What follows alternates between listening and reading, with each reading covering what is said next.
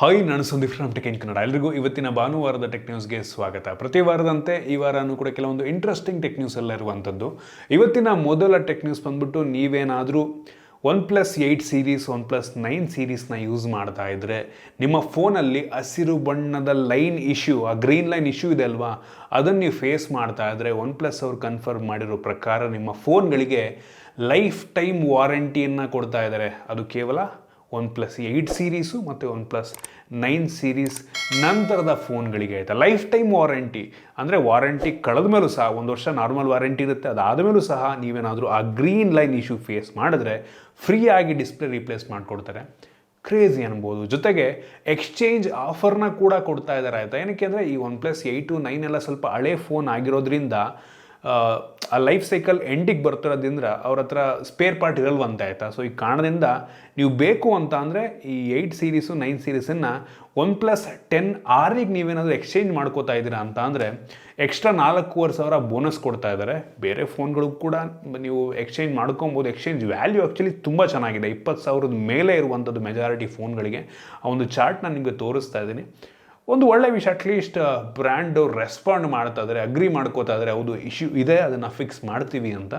So ನಿಮ್ಮ ಫೋನಲ್ಲಿ ಏನಾದರೂ ಇಶ್ಯೂ ಇದ್ದರೆ ನೋಡಿ, ನೀವು ರೀಪ್ಲೇಸ್ ಫ್ರೀಯಾಗಿ ಮಾಡಿಸ್ಕೊಬೋದು 8 to 9 ಅಥವಾ ಎಕ್ಸ್ಚೇಂಜ್ ಬೇರೆ ಫೋನ್ನ ಕೂಡ ಸ್ವಲ್ಪ ಎಕ್ಸ್ಟ್ರಾ ದುಡ್ಡು ಕೊಟ್ಬಿಟ್ಟು ತೊಗೊಬೋದು ಬೇಕಾದರೆ. ಇನ್ನು ಮುಂದಿನ ಟೆಕ್ ನ್ಯೂಸ್ ಬಂದುಬಿಟ್ಟು, ಚೈನಾದಲ್ಲಿ ಇಬ್ಬರು ಸಿಬ್ಲಿಂಗ್ಸು ಅಣ್ಣ ತಮ್ಮ ರೋಡಲ್ಲಿ ಹೋಗ್ಬೇಕಾದ್ರೆ ಪಕ್ಕದಲ್ಲಿದ್ದಂಥ ಡಸ್ಟ್ಬಿನ್ ಮೇಲೆ ಸುಮಾರು 30 ಐಫೋನ್ ಸಿಗುತ್ತಂತ ಅವ್ರಿಗೆ. 30 ಐಫೋನು, ಸುಮಾರು 28 ಲಕ್ಷ ಬೆಲೆ ಬಾಳುವಂಥ ಐಫೋನ್ ಅಂಥದ್ದು.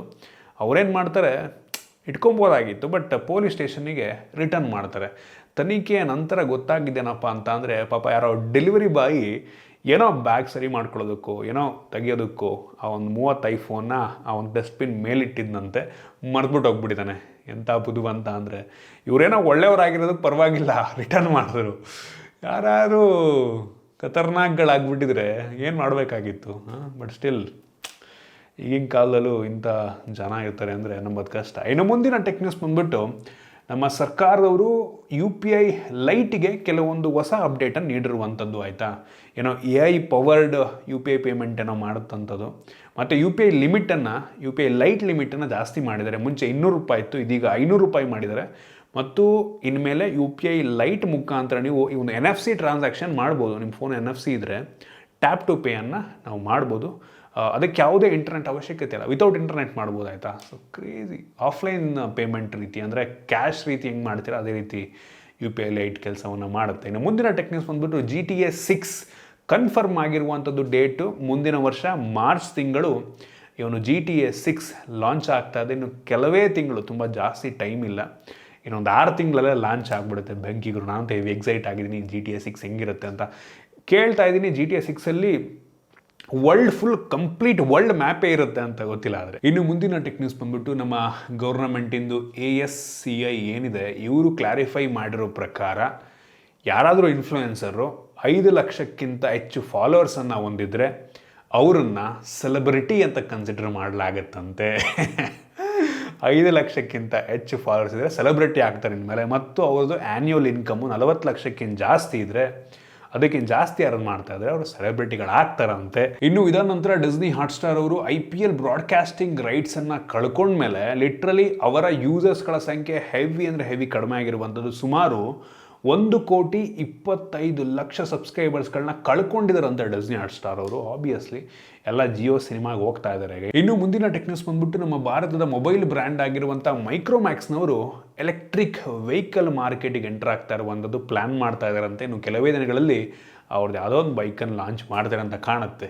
ಇದನ್ನು ಕೂಡ ಚೈನಾದಿಂದ ಇಂಪೋರ್ಟ್ ಮಾಡ್ಕೊಂಡು ಮಾಡ್ತಾರೆ, ಇಲ್ಲೇ ಅವ್ರದ್ದೇ ಇನ್ಹೌಸ್ ಪ್ರೊಡಕ್ಷನ್ ಶುರು ಮಾಡಿ ಅವ್ರದ್ದೇ ಡಿಸೈನ್ ಎಲ್ಲ ಮಾಡ್ತಾರೆ. ದೇವ್ರಿಗೆ ಗೊತ್ತು. ಒಟ್ಟಿಗೆ EV ಮಾರ್ಕೆಟ್ಗಂತೂ ಎಂಟ್ರ್ ಆಗ್ತಾರಂತೆ.